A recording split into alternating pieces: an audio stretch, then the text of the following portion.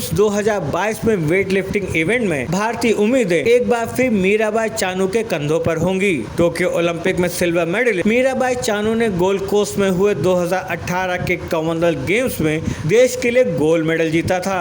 साथ ही मीराबाई चानू 2014 के राष्ट्रमंडल खेलों में भी सिल्वर मेडल जीतने में कामयाब रही थी। वहीं अब उनकी निगाह बर्मिंघम गेम्स में भी ऐसे ही स्वर्णिम प्रदर्शन करने की होगी। 27 साल की मीराबाई चानू का जन्म 8 अगस्त 1994 को मणिपुर के नोंगपेक गांव में हुआ था। शुरुआत में मीराबाई का सपना तीरंदाज बनने का था, लेकिन किन्हीं कारणों की वजह से उन्होंने वेट लिफ्टिंग को अपना करियर चुना। मीराबाई की मेहनत आखिरकार रंग लाई जब उन्होंने साल 2014 में ग्लासगो कॉमनवेल्थ गेम्स में 48 किलोग्राम भार वर्ग में भारत के लिए सिल्वर मेडल जीता। लगातार अच्छे प्रदर्शन की बदौलत उन्होंने रियो ओलंपिक के लिए क्वालिफाई कर लिया था। हालांकि रियो में उनका प्रदर्शन उम्मीद के मुताबिक नहीं रहा था। वह क्लीन एंड जर्क के तीनों प्रयासों में भार उठाने में नाकामयाब रही थी। रियो ओलंपिक की नाकामी को भुलाकर मीराबाई चानू ने 2017 के वर्ल्ड वेटलिफ्टिंग चैंपियनशिप में शानदार प्रदर्शन किया।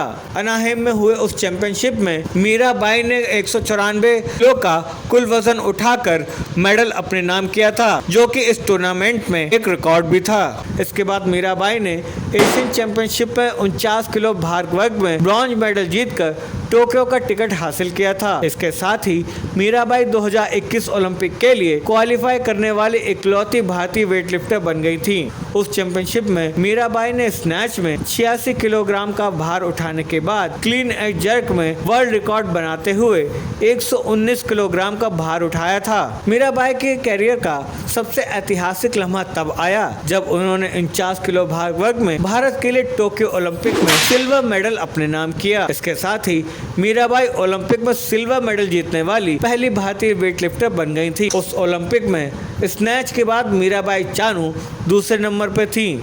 इसके बाद क्लीन एंड जर्क के पहले प्रयास में मीराबाई चानू 110 और दूसरे प्रयास में 115 किलो का वजन उठाने में कामयाब रही। हालांकि मीराबाई चानू का तीसरा प्रयास नाकामयाब रहा था, जिसके चलते उन्हें सिल्वर मेडल से ही संतोष करना पड़ा।